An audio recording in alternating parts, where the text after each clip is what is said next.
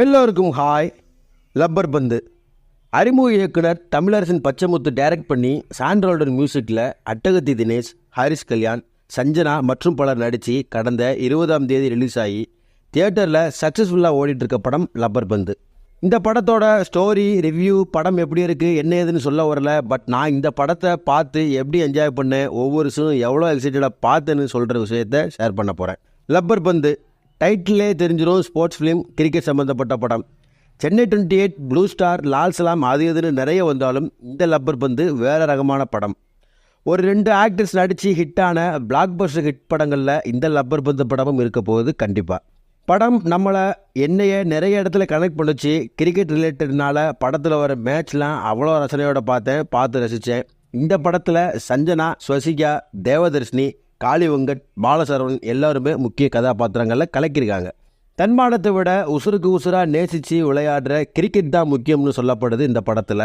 தமிழ் சினிமாவோட most underrated actor அட்டகத்தி தினேஷ். இந்த படத்தில் கெத்துன்னு கேரக்டரில் சும்மா கெத்தாக பேட் பண்ணி கிரிக்கெட்டை நம்ம லைஃபோட ரிலேட் பண்ணி கனெக்ட் பண்ணுற விதம் அவ்வளோ அழகாக இருக்குது.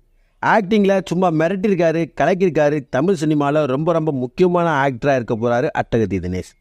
மறுபக்கம் ஹாரிஸ் கல்யாண் அன்புன்னு கேரக்டரில் பெஸ்ட் பவுலர்னு சும்மா அட்டகாசமாக நம்மளோட கிரிக்கெட் லைஃபோட ரிலேட் பண்ணி கனெக்ட் பண்ணுற விதம் ரொம்ப அழகு. 2 பேர்த்தோட தன்மானத்துக்கு மத்தியில் கிரிக்கெட் தான் முக்கியம்னு அடுத்தடுத்த சீன்ஸில் சொல்லப்படுது.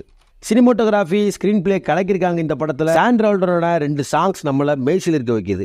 இந்த படம் நம்மளை நிறைய கனெக்ட் பண்ணது. த்ரில்லர் படங்கள், action thriller, horror thriller, mystery த்ரில்லர்னு வர இந்த காலத்தில் இப்படி ஒரு படம் ஜாலியாக, அதுவும் கிரிக்கெட் விளையாடின பசங்களை அப்படியே அவங்க லைஃபோட கனெக்ட் பண்ணுது.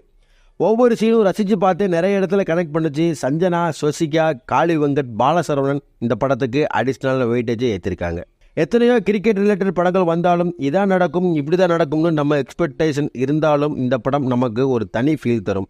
பிட்வீனில் டீமோட நேம் அடங்கப்பா 11 பேர்னு சொல்லும்போது எங்கள் டீமோட நேம் கிட்டத்தட்ட ஒரு 10 வருஷத்துக்கு முன்னாடி அடங்கப்பா 11 பேர்னு இருந்தது. இதை கேட்கவும் அந்த நாட்களுக்கு என்னையை கொண்டு போனது ஒரு அழகான விஷயம். அட்டகத்தி தினேஷ் ஒரு மாசான ஹிட்டராகவும், ஹாரிஸ் கல்யாண் கிளாஸான பவுலராகவும் இந்த படத்தில் வர்றாங்க. முழுக்க கிளைமேக்ஸில் ஒரு ட்விஸ்ட், மேட்ச் வின் பண்ணவா தோத்துருவான்னு வரும்போது டைரக்டரோட தாட் அங்கே தான் டிஃபர் ஆகுது.